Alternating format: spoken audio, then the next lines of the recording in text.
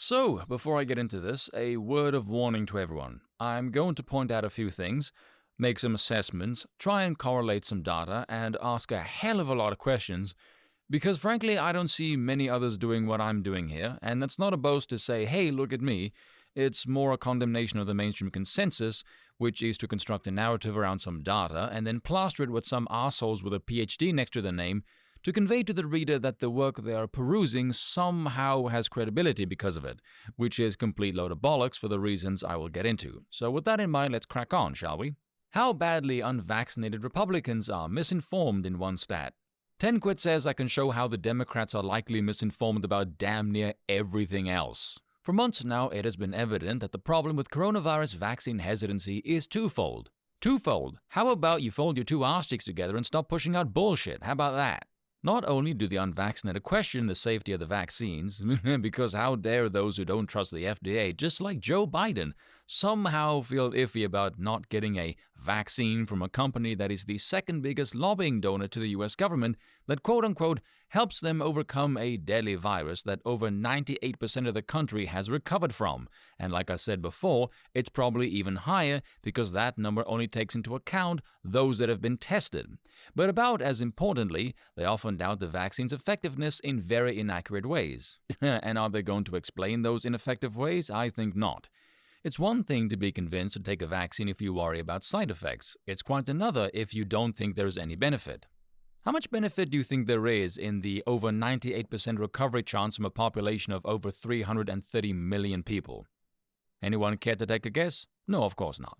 Now, a new poll from Gallup lays bare just how badly misinformed the unvaccinated are on that latter count, and that misinformation overwhelmingly lies on one side, the GOP. Of course, these limey gits would say this, these idiots are politicizing the balls off this rubbish. And now I'm going to completely school these numbnut halfwits. Recall a while ago the New York Times poll about what's your chances of needing hospitalization if you catch COVID. Here's the poll. Note the Democratic number. 41% of them think it's over 50%. 28% of them think it's 20 to 49%.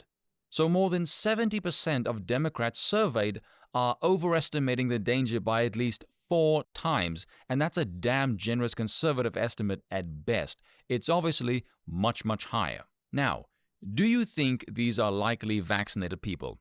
I would say so. Look how dangerous they think it is. Otherwise, if I'm judging them by their own standards of answers, they are dancing with death at every waking moment, so they're complete idiots. Who's really doubting the efficacy of the vaccine if they still think COVID is this dangerous? And where do you think they got that information from, I wonder? Now, by contrast, look at the Republican numbers. Only 2% separates the top percentage of the Republican responders giving the correct answer. If they are so misinformed, how did so many more Republicans give the right answer? Now, the most obvious assumption I could potentially extrapolate from this answer, if I'm relating it to the previous claims, they seem to know a lot more about the danger COVID possesses, which is bugger all, and so they are less likely to think the vaccine is very effective considering the naturally high rate of recovery anyway, which is coincidentally also my position.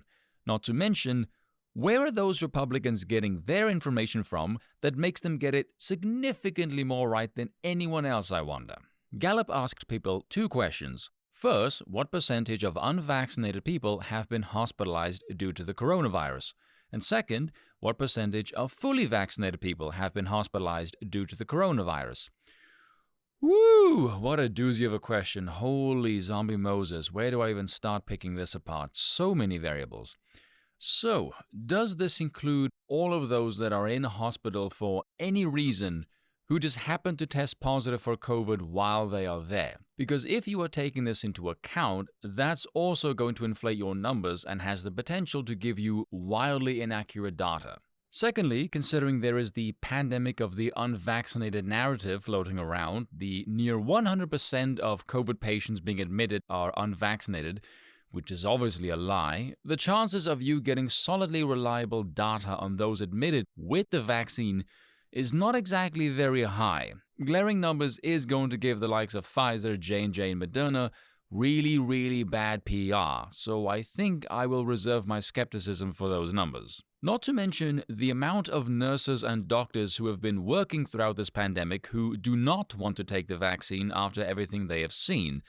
That just makes my skepticism grow even more, and I know the left constantly peddles this phrase, the lived experience. Great, lefties, then surely you will not begrudge me for listening to the lived experience of the frontline workers who have seen all of this BS firsthand, now would you? Or are you going to be an utter hypocrite and give Big Pharma a handjob while you lecture me about the right to abortion and income inequality? Americans as a whole are actually reasonably well informed about this. The median American, that is, the person exactly at the midpoint of all views, estimates the vaccine efficacy in preventing hospitalization is 80%. A study released this month showed the number is actually about 86%. Okay, stop. Let me just say this for the record. I have seen a bunch of these numbers now in various articles. Where did they get this number, and how is this calculated? Because let me tell you, I don't believe those numbers even for a single second, and I'll ask some questions that I have. Why do we have so many people in hospital who are vaccinated? Look at, say, Israel, for example.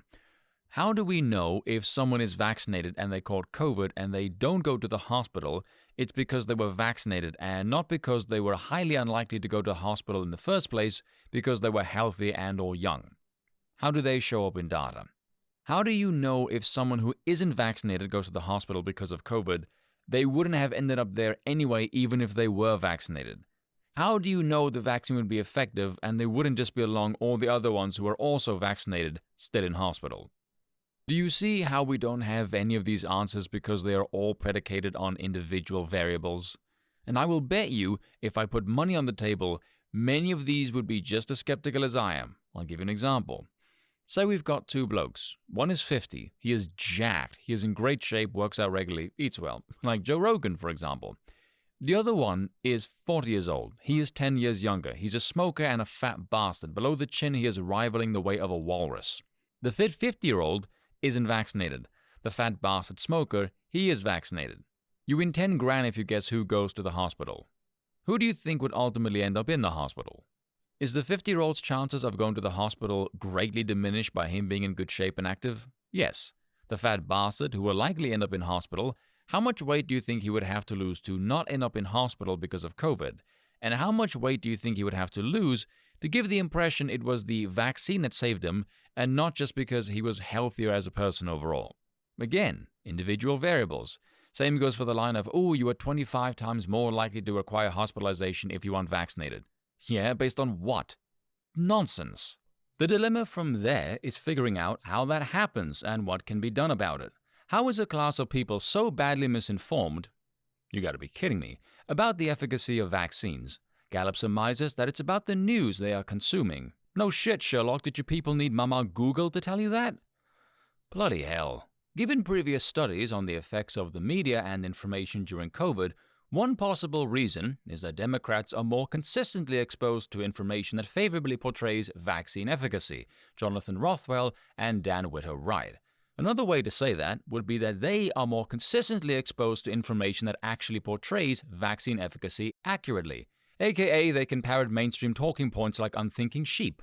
Unvaccinated Republicans are getting their information from right-wing media and social media that dwell significantly upon and often hyperbolizes and misconstrues the supposed negative effects of the vaccines. It's really creepy how they write this. They come off like COVID preachers condemning those who haven't heard their holy gospel. Piss off. Still, you gotta love the little seeds of doubt they try and sow with how they phrase that. Hyperbolizes, misconstrues. Likely your readers don't even know what those words mean. Who the hell are you trying to show off for? Know your audience. Even this article you write about how off the mark they are. Oh, also a quick lesson in newspeak jargon here. If you ever see the phrase misinformed used by any of these pathetically partisan left-wing rags in their arse-hatted attempts at doing journalism, it means you're making the machine mad because you don't read their crap and you're not buying the propaganda. That's what that means. But this point, this is quite interesting.